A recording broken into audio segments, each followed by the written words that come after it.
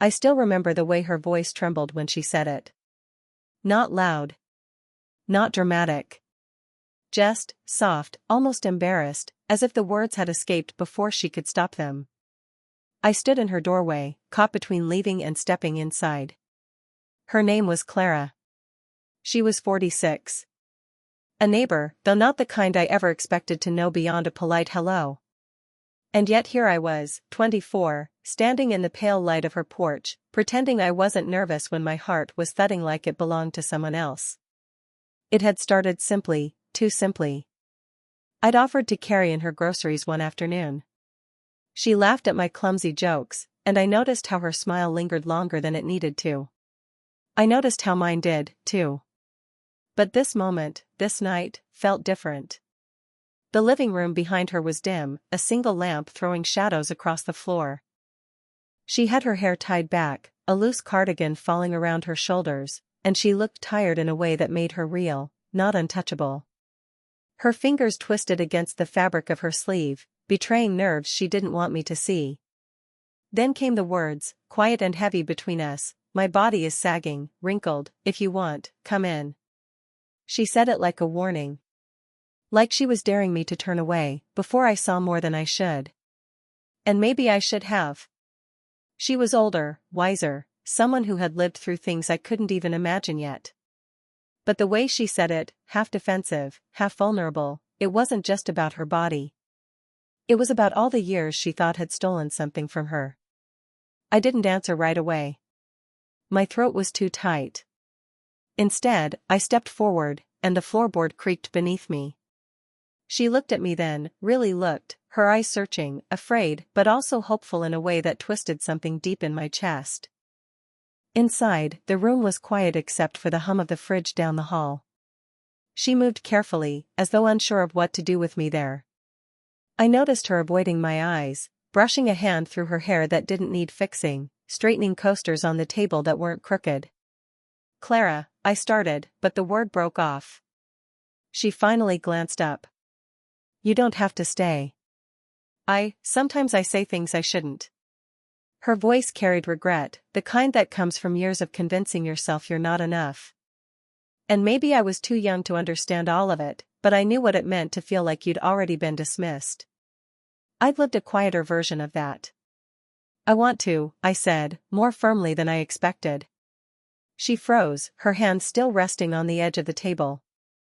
A silence stretched between us, not empty, but charged, fragile, like glass about to crack. Her lips parted as if to respond, but nothing came. Instead, she sat down slowly on the couch, curling one leg beneath her. She didn't invite me to sit, but her eyes, softer now, uncertain, were invitation enough. I lowered myself beside her, careful to keep space between us. My hands tightened around my knees. The scent of her shampoo, faint lavender, reached me, and it was suddenly too much. We didn't speak. Not at first. Just the sound of the fridge, the faint ticking of a clock on the wall, the weight of things unsaid pressing closer and closer. Her hand brushed against mine when she shifted, accidental, maybe, but neither of us pulled away fast enough. And just as I opened my mouth to say something, anything, the sharp chime of her phone lit up the room. Her eyes flicked to it, then back to me, unreadable. The screen glowed between us, vibrating on the table, as if waiting to decide everything. The phone kept buzzing between us, its glow pulsing across the coffee table. Clara didn't move to answer it. She just watched it, her lips pressed tight, until the vibration finally stopped. The silence that followed was heavier than before. She began, but the sentence slipped away. Her eyes darted toward the phone, then back at me, as if she regretted not reaching for it. I leaned forward, elbows on my knees. "You don't have to explain." Her laugh was quiet, humorless. "You don't even know what I'd be explaining." I didn't push. Something about the way she said it told me she had stories she didn't want to tell yet, maybe not to anyone. Still, the tension in her shoulders gave them away. She exhaled and finally settled back against the couch, staring at the ceiling. "I was married once. 15 years. He left when I was 42. Said he needed excitement. A younger woman, brighter future, all the usual clichés. You've heard it before, I'm sure. I swallowed, unsure what to say. Her voice was steady, but her hand clenched the throw pillow beside her. I told myself I didn't care, she went on. That it was his loss. But the truth is, her words trailed off, then came softer. I stopped looking in mirrors for a while. Her confession landed hard. My chest tightened in a way I didn't expect. She wasn't saying it for sympathy, she hated needing that. She was saying it because she wanted to warn me away. I should have listened. But all I saw, sitting there, was how much she didn't know she still carried. You don't look away now, I said quietly, surprising myself. She turned to me, startled, and I realized how young I must have sounded. Too certain. Too earnest. Her gaze softened for just a second before she caught herself, shaking her head as if it was dangerous to let the thought linger. She hesitated, as though the word itself was fragile. You're too young to understand what it's like to feel invisible. Her words stung, though I knew she didn't mean them to. She was right, 24 wasn't 46. I hadn't lived the same losses. But something inside me bristled at the suggestion that I couldn't see her. That I hadn't already noticed the smallest things, the faint crease beside her mouth when she forced a smile, the way she touched her sleeve when she was nervous, the way her eyes always softened when she thought no one was looking. I do, I murmured. I notice more than you think. The air tightened between us. She looked away, toward the shadowed window, her jaw working as though she wanted to argue. But she didn't. Instead, her hand shifted again, brushing the space between us.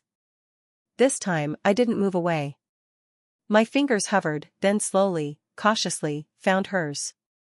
She flinched, just a twitch, but didn't let go. For a long moment, neither of us spoke.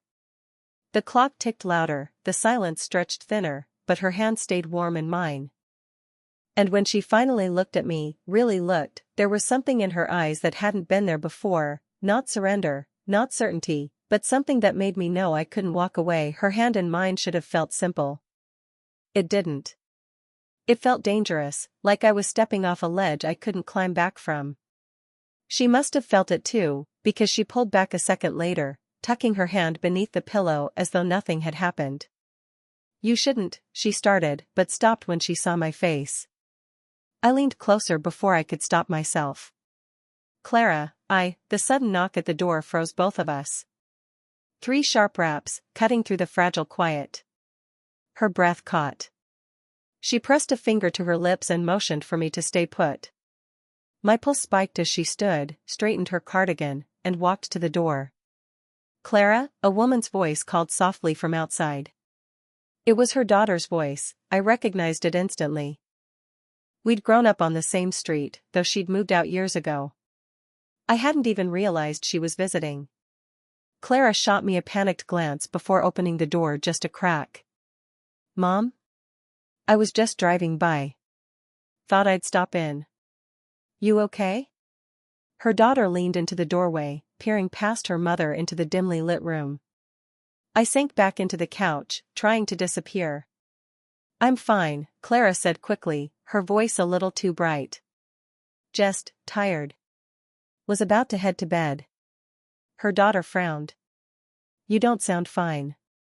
Who's here? Clara stiffened. No one. Just me. Go home, honey. It's late. My chest tightened. No one. She'd erased me in a single breath. There was a pause, her daughter hesitating, suspicious. Finally, she sighed. Okay. Call me if you need anything. Clara nodded, forcing a smile until the car engine outside started again. She shut the door slowly, then leaned against it, exhaling shakily. When she turned back to me, guilt flashed across her face. I didn't mean, I know, I cut in, but my voice cracked. I know why you said it. The silence that followed was unbearable. I stood, rubbing the back of my neck, unsure whether to leave or stay. You should go, she whispered, though her eyes betrayed something else.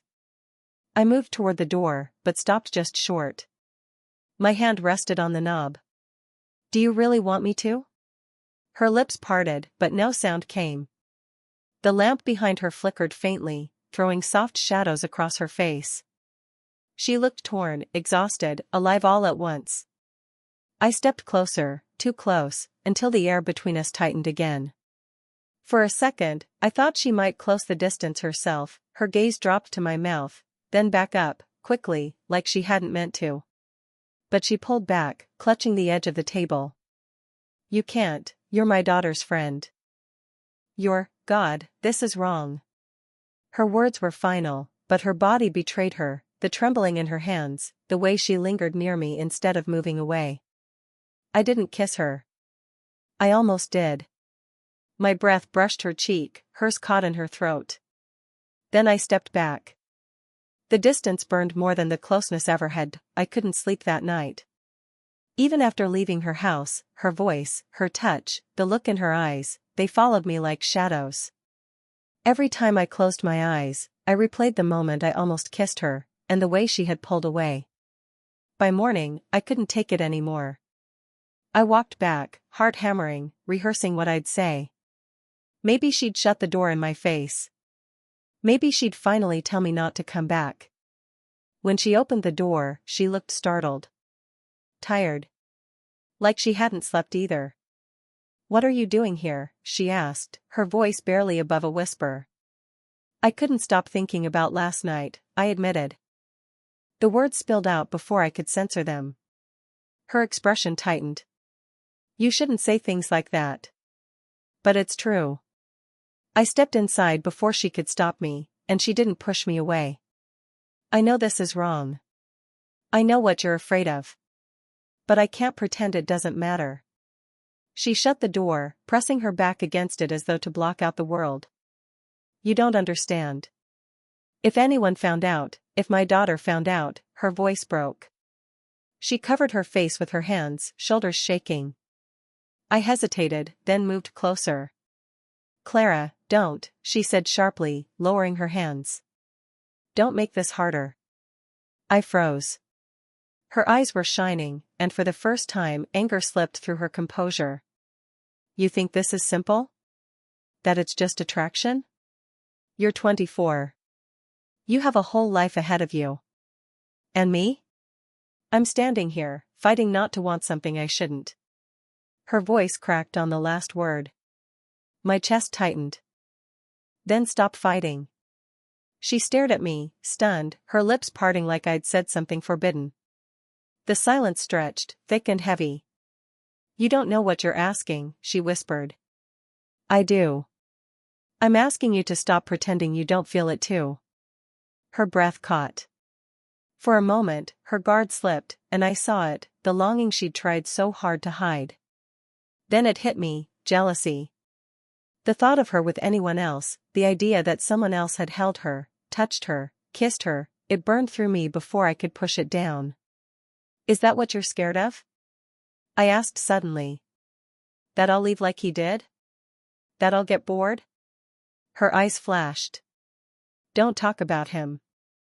Then tell me it's not the same, I pressed, stepping closer, my voice low and raw. Tell me you don't feel this. Her hands gripped the edge of the table, knuckles white. Her chest rose and fell quickly. For once, she didn't have words. The room was too quiet, the space between us too charged. She shook her head, just barely, but her eyes betrayed her. I reached out, fingertips brushing her wrist. She didn't move. Didn't breathe. And then, the door handle rattled. Her daughter's voice called from outside, Mom? Are you home? Clara's eyes flew to mine, wide with panic, caught between everything she felt and everything she couldn't let happen. The doorknob rattled again, harder this time. Mom, her daughter's voice came sharper, closer. I saw your car out front. Why didn't you answer my calls? Clara's face went pale. She mouthed at me, hide. I didn't think. I slipped down the hall, heart pounding, and pressed myself into the shadow of the kitchen doorway. A second later, the front door opened. Emily, what are you doing here? Clara's voice trembled, though she tried to mask it with a smile. Her daughter stepped inside, holding up her phone. I texted 3 times. You didn't respond. I got worried. I could see them from where I stood, though they couldn't see me. Clara tucked her hair behind her ear, a nervous tell I'd already memorized. I was just resting, she said. Emily narrowed her eyes. Then why is the lamp on? Why does it feel like, she stopped, looking around the room. Someone's here. Clara froze. My chest tightened, every muscle screaming at me to move, to run, but I couldn't. Mom, Emily said slowly, is someone here? Silence. Then Clara shook her head too quickly. No. No, it's just me. The lie landed heavy. I could almost hear the crack in it. Emily didn't buy it, not fully, but she let it go with a sigh. I don't like you being alone so much, Emily muttered, dropping her bag on the chair. Sometimes I feel like you're hiding things. Her words cut deeper than she knew. Clara's eyes flicked toward the hallway, toward me, for just an instant before she forced herself to look away. When Emily finally left, the silence in the house was unbearable. I stepped out, the floor creaking under me. Clara was still standing by the door, her back turned, her hand pressed against the wood like she needed it to hold her up. She knows, I said quietly. Her shoulders tensed. No. She suspects. That's worse. I swallowed. Then maybe it's time we stop pretending. Tell her the truth. Tell her, she spun around, eyes blazing. Tell her what? That her 24-year-old friend is sneaking into my house in the middle of the night? That I let myself, her voice cracked. She looked away. That I let myself want this? The word sliced between us, raw and unfixable. I'm not ashamed, I said, my voice rough. Are you? Her eyes snapped to mine, fierce, pained. I can't afford not to be. The truth of it stung more than anything else.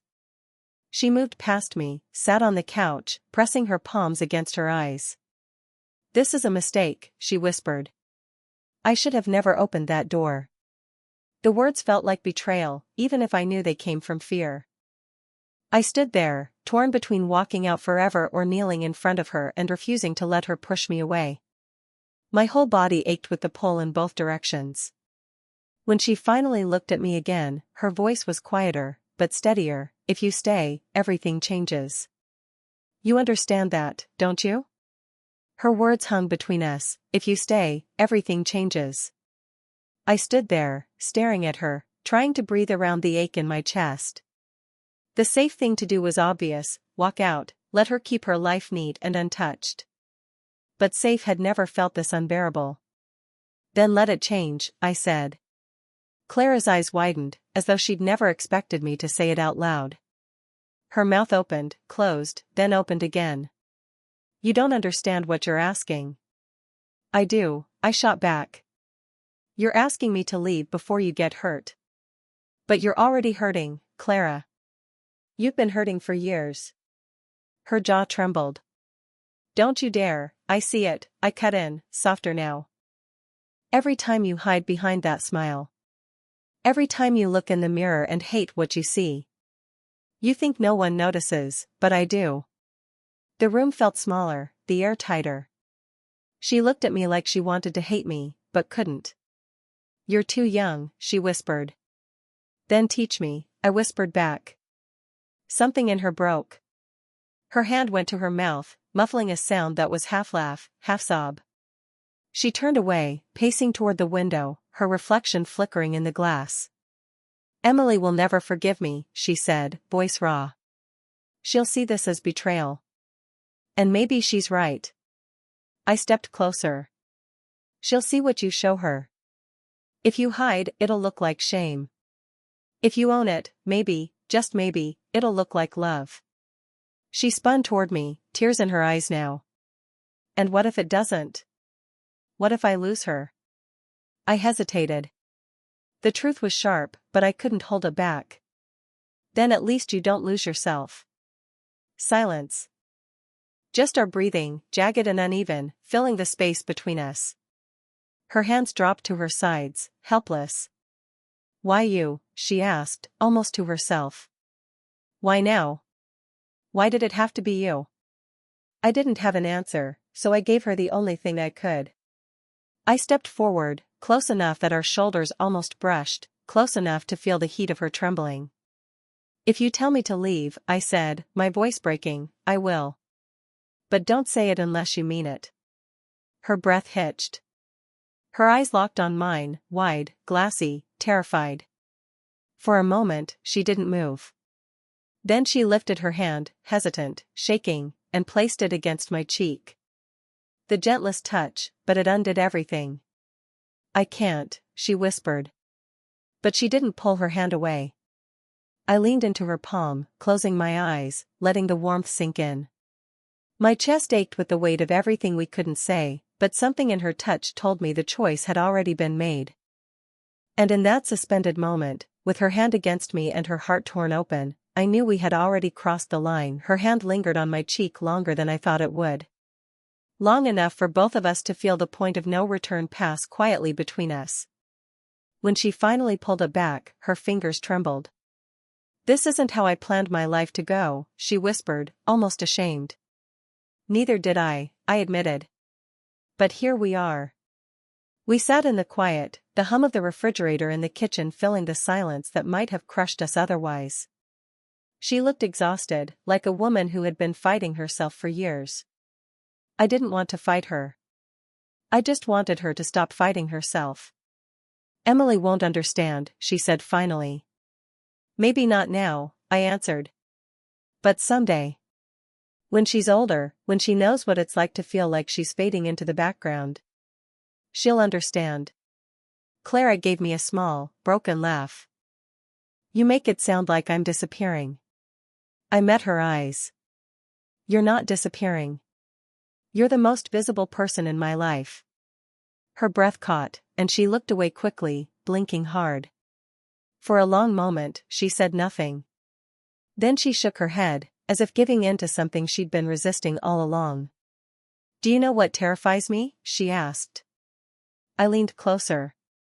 "What?" "That you'll wake up one day and see me the way he did. As a woman past her prime. As someone who wasn't worth staying for." The weight of her words sank into me. I wanted to argue, to tell her it was impossible, but instead I reached for her hand. My thumb traced the lines of her skin, soft but marked with years of living. "Then let me prove you wrong," I said. Her eyes finally lifted back to mine, wide, vulnerable, almost childlike in their searching. And in that moment, she stopped holding back. She leaned into me, her forehead pressing against mine. The kind of closeness that doesn't need lips to mean everything. It wasn't fireworks. It wasn't dramatic. It was quiet, trembling, real. "Maybe," she whispered, "we're both making a mistake." "Maybe," I agreed. "But maybe it's the only one that feels right." We stayed like that, breathing the same air, no longer hiding from the truth. For the first time, she let herself be seen, and for the first time, I wasn't afraid of the weight of what we'd started. Eventually, she pulled back and gave me a smile, small, tired, but honest. "If we do this, there's no going back." I smiled too, though my chest ached with the enormity of it. "Then let's not go back." And just like that, the war inside her eased. Not gone, not forgotten, but quieted.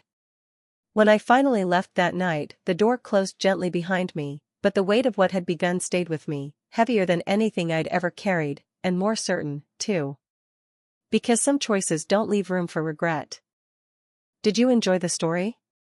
What kind of stories would you like to hear next?